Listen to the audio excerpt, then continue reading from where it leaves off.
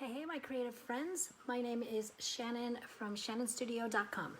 And I am here on day 361, 361 days in a row about giving a creative life tip, something to do with creativity.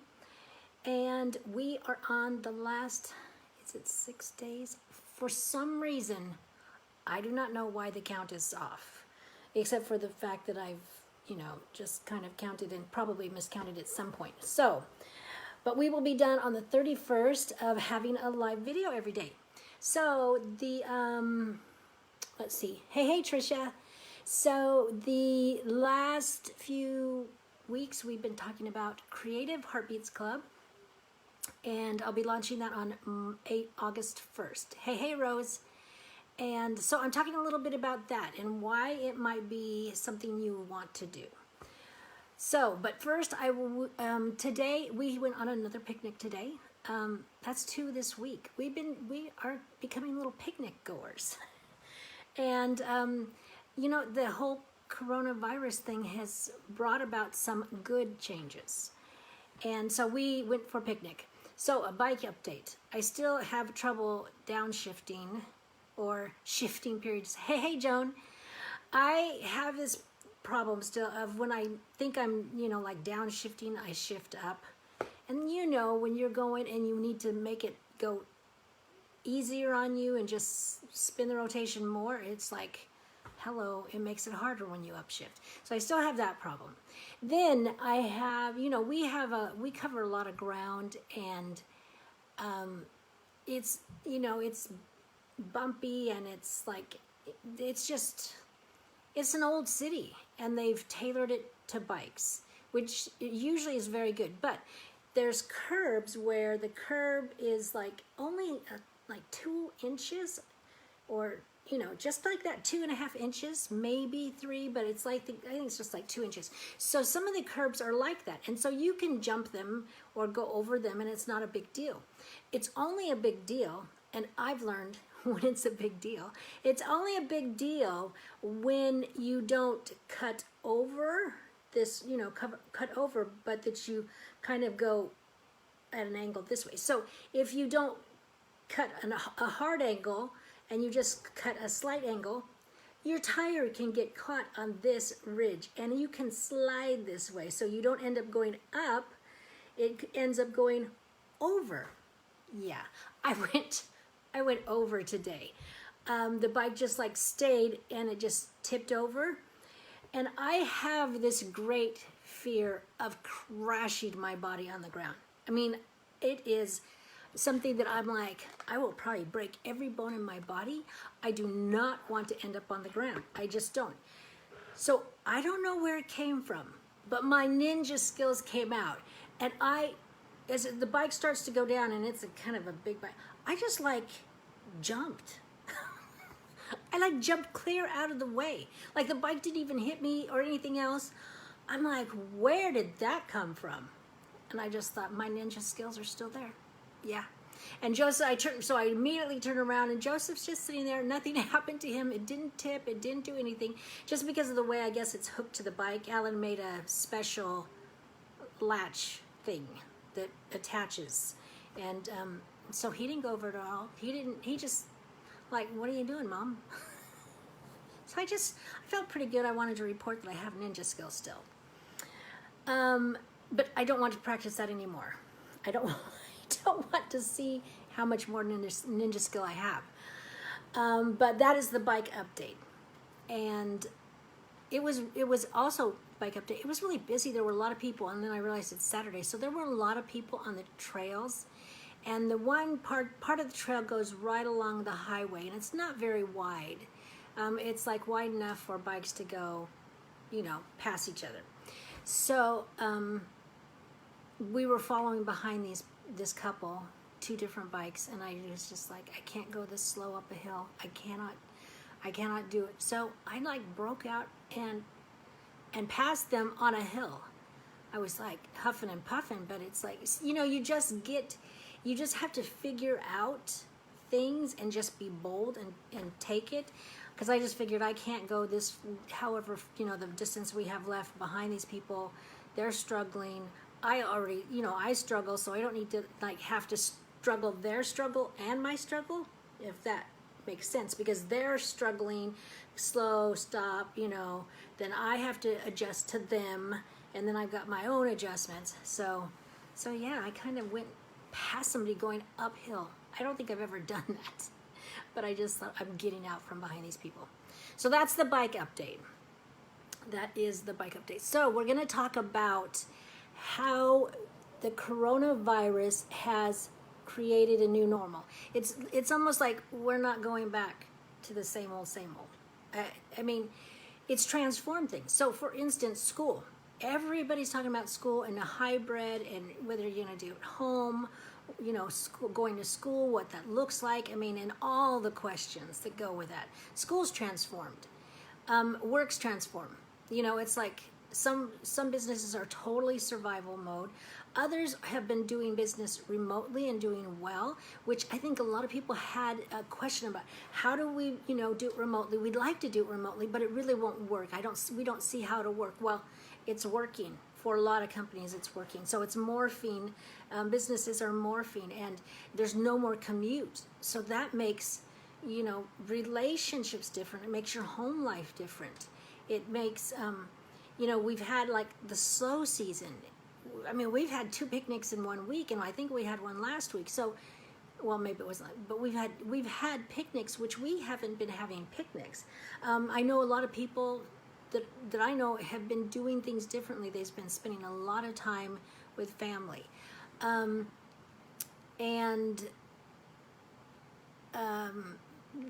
the lockdown. It's like we're adjusting to being in isolation, out of isolation, phasing 1, 2, 3, 10, 20, 30, I don't know. All the phases that go on with this in and out of isolation. So, and it's changed the whole way entertainment. Joseph keeps asking, can we go to the mall? Can we go to the mall and see the movies? Can we go to the movies? And it's like, no, it's still lockdown here.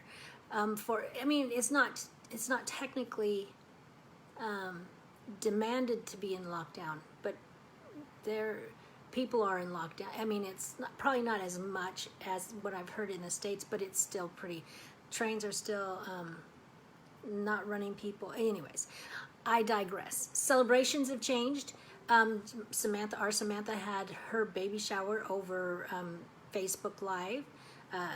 We had another friend's, she had her like a little drive-by baby shower where you drive by in the car, and they were on the lawn, and they kind of just exchanged gifts. The celebrations are smaller, more intimate, more creative. Then entertainment changed. The view of the future's changed.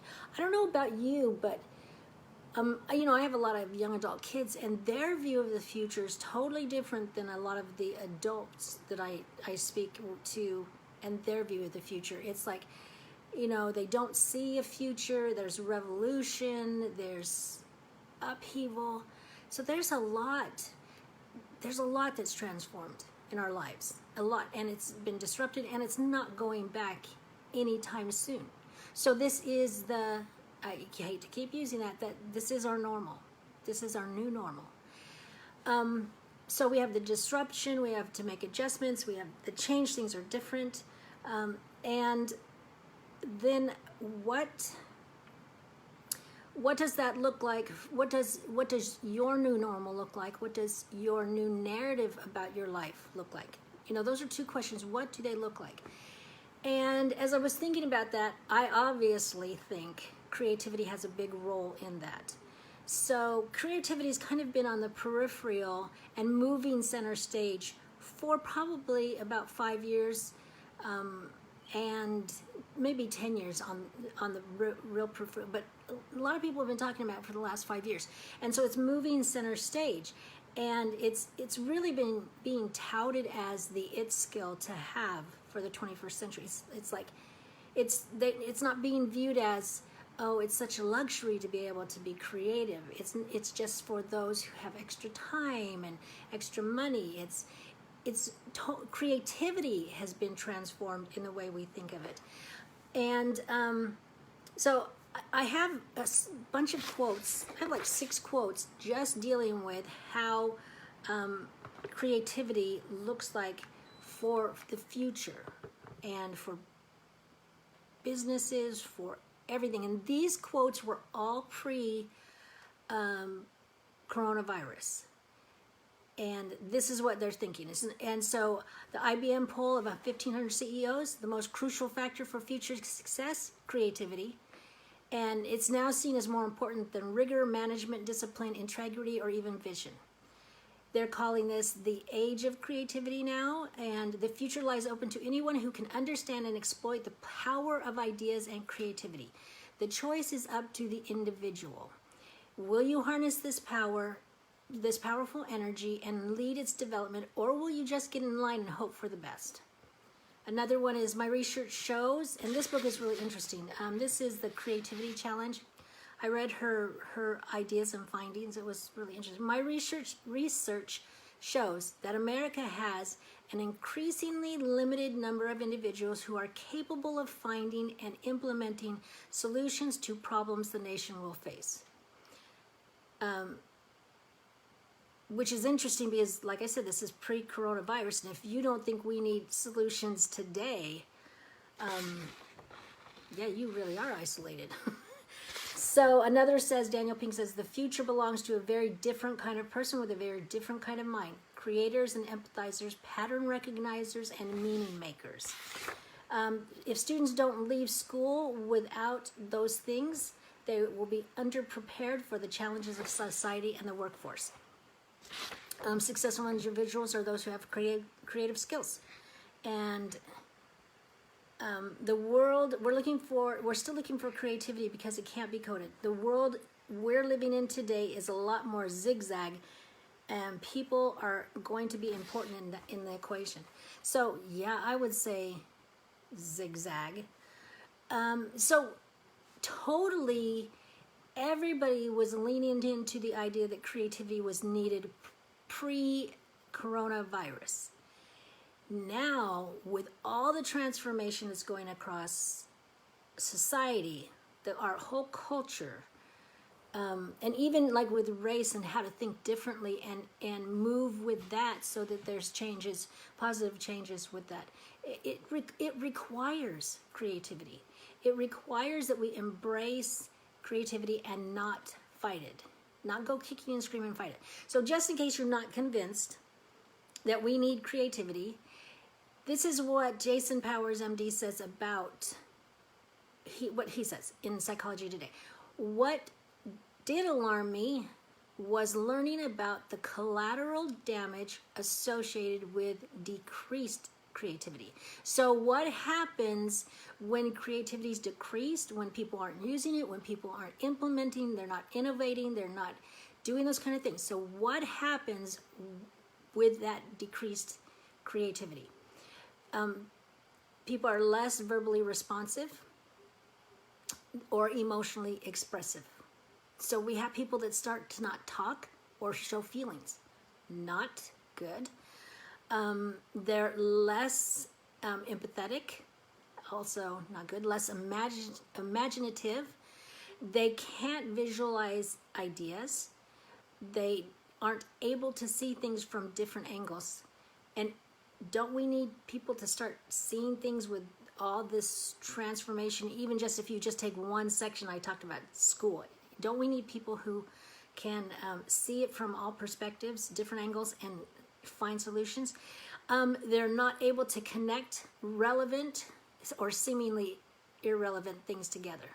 They're not able to connect, and we need people who can connect the dots. I've talked about connecting the dots before. We need people to be able to take different information and pick and put it together to come up with solutions. They're not able to synthesize information as well, and they're less able to be future oriented. And I kind of think that's what's happening partly with the young adult part of our country. So it goes back to the question, do you feel like you are creative enough Have you developed those muscles? Have you utilized that, and then knowing you're going to have to use that muscle? You're going to have to use your creativity. So are you going to embrace it or fight it? And that's what Creativity Heartbeats Club is going to help you do on a consistent basis, so that we can be the recipients of the benefits of creativity. So we can do that. And then, I mean, it's not only what they're saying about future leaders and what we need in the future, but the future that they were thinking that we needed these things for is actually now. It's really now. So that's the tip tonight. Just to remember that you get to dictate the narrative in your life, and how much creativity will play a part in that. And of course, I believe it's essential to be able to do that and have